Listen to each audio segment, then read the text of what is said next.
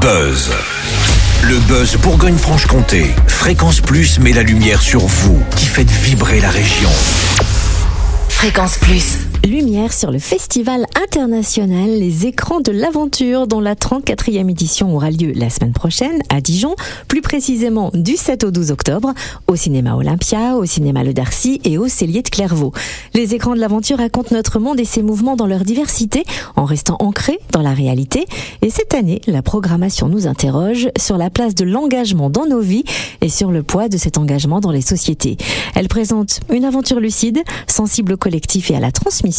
Sans plus tarder, jetons un coup d'œil sur le programme de cette 34e édition avec Éric Carpentier, coordinateur du festival Les Écrans de l'Aventure, au micro de Charlie Chevasson. Alors, Les Écrans de l'Aventure, 34e édition, toujours un moment attendu.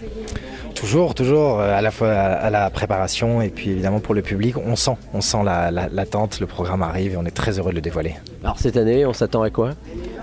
À beaucoup de choses. On aura évidemment de la biodiversité, on aura des réalités du monde, on aura des projections, on aura des films, des rencontres littéraires, vraiment une diversité de l'aventure dans plusieurs lieux. Un festival qui, c'est simple, n'a jamais été aussi dense que cette année puisque plus de 110 rendez-vous sont programmés. Alors comment vous faites votre sélection ? On cherche, on réfléchit, on discute beaucoup. Il faut savoir qu'on reçoit environ 200 films chaque année pour la compétition. On en cherche aussi beaucoup de notre côté.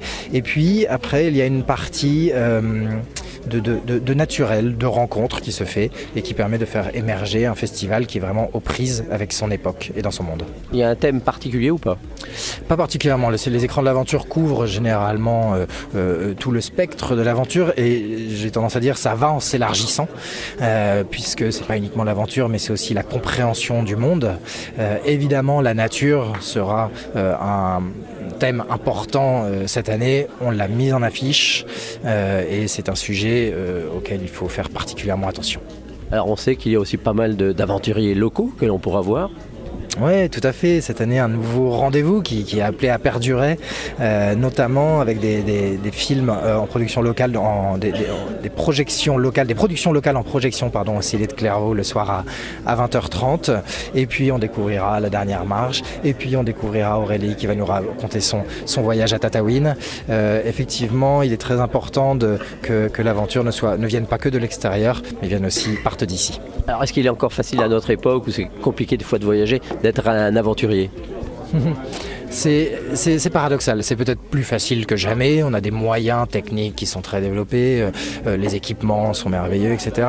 Mais être un aventurier, c'est aussi créer des choses, c'est aller franchir des portes qui n'ont pas été franchies, et ça c'est peut-être plus difficile parce qu'il faut faire preuve d'imagination pour aller lire le monde et le ramener avec un regard différent. Merci Éric Carpentier, coordinateur du festival Les Écrans de l'Aventure.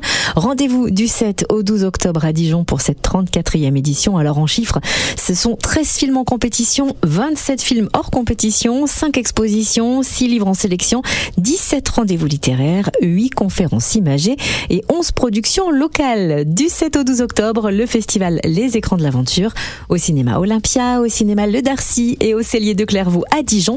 Et vous retrouvez bien sûr le programme complet sur son site officiel, le www.lesécransdelaventure.com. C'était le Buzz Bourgogne-Franche-Comté. Fréquence Plus met la lumière sur vous qui faites vibrer la région. Fréquence Plus.